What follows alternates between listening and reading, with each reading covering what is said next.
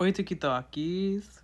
So, we are now onto our last one of this kind of 4 series, I guess first round of series, because there are always lots of complexities and stuff that we'll get into in other videos. But for Portuguese, they kind of also share the same complexities as Spanish of the por versus para. And this is one thing that I want to also kind of make known. I didn't include the passive voices in any of my videos because I want to do a separate video on passive voice. And then also, something that's really important to understand about Portuguese is they do use contractions with this, and I want that to be a separate video. A very common one is pelo or bella, and that's for like por, and then pra. I roll my R's kind of heavy. That's just how I am. I'm Eastern European. Sorry.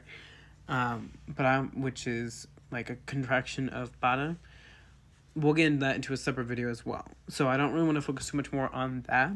Let's talk about why the differences between por and para in Portuguese. So, let me see, what was that? So para is what we're going to start with, and it indicates a specific goal or aim in most things that we're doing. So the general two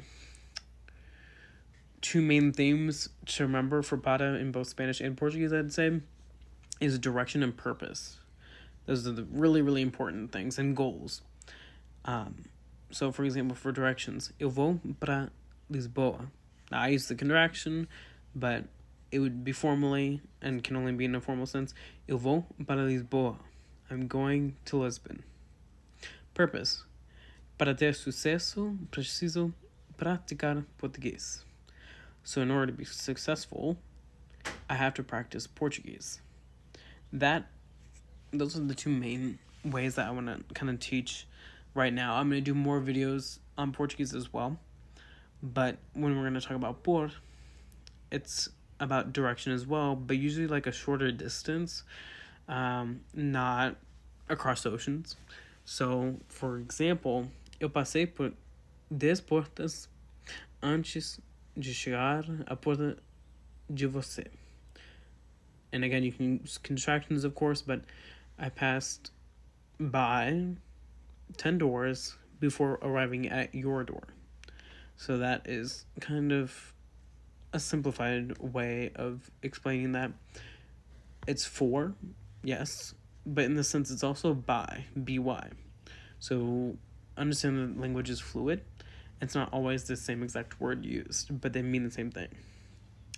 If we want to talk about prices, you would also use por. So, Maria não pagou muito por essa canção.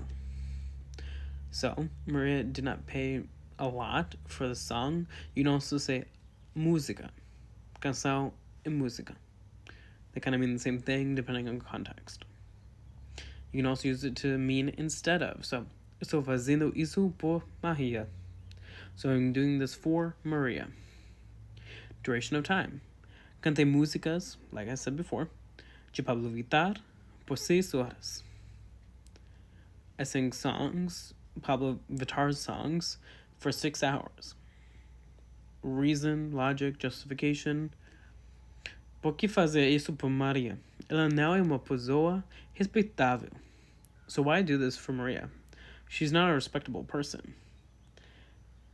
And this is important to realize because you wouldn't really get why we would include it in reasoning, logic, and justification without that second sentence of ela não é uma pessoa respeitável. She's not a respectable person to be doing anything for.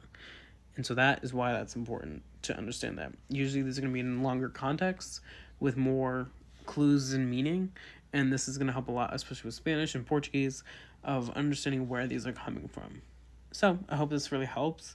In your language learning, I'm going to be doing a lot more language videos because I think it's my responsibility to teach what I know and learn to teach. So yeah, thank you so much and have a great day.